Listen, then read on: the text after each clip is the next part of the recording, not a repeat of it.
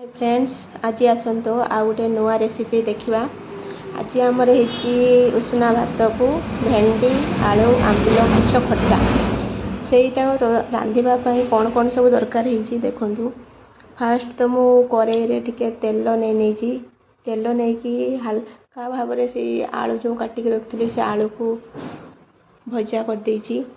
आलू भजा माने पूरा लाल हवा पर्यंत टे देखिए। आलू भल भाव टे भाजी हो गला से आमे जो काटिक रखीचे भेंडी ताकू भी सब भल भाव टे भाजी नवा जमी तार लाल अंशटा को पलि जीव। भेंडी भाजीबा भितर आम सब अलग मसला पत्र रेडी करना। भेंडी आमर भल भाव ना भाजी आसला केते सुंदर मैंने पूरा कड़कड़िया करानी भाजी जमी लाल अंशटा पलि लाल अंश बाहरीगला आम से कौन देना दीटा तेजपत्र पूरा कंचा गछ फ्रेश तेजपत्र गोटे झिली पकई दीटा शुखला लंका पकई कला जीरा आउ कटा होता जो आमर रसुण यहाँ ही तार मेन मसला और बेसी किसी मसला पड़ेनी।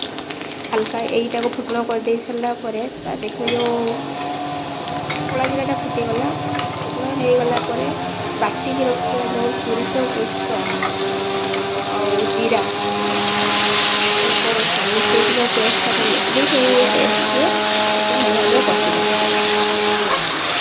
तेल जमी छाड़ी छाड़ी आसो देखे आउ जो गुंड मसला तो बेसी किसी नुहे टिके हलदी टिके शुखिला लंका टिके लुण बास एतिकी को भल भाव आम कषि नवा।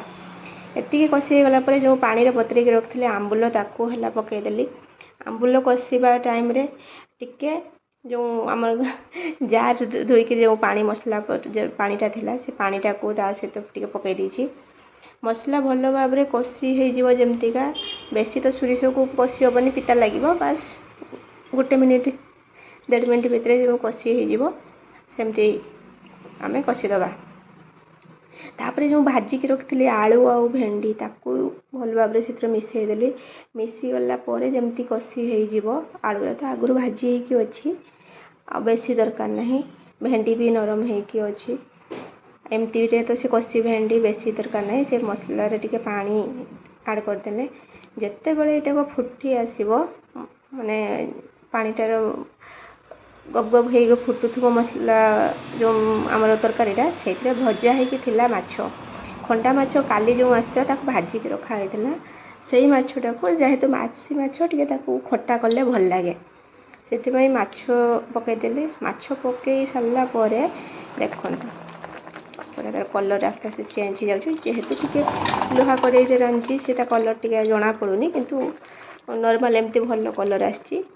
सब बेले आ लाल तरकारी खाइले भल लगे ना बेले बेले एमती हलदिया तरकारी भी खिया हुए। बस रेडी हो गला आमर भेंडी आलू आंबुल खट्टा ता सहित माछ।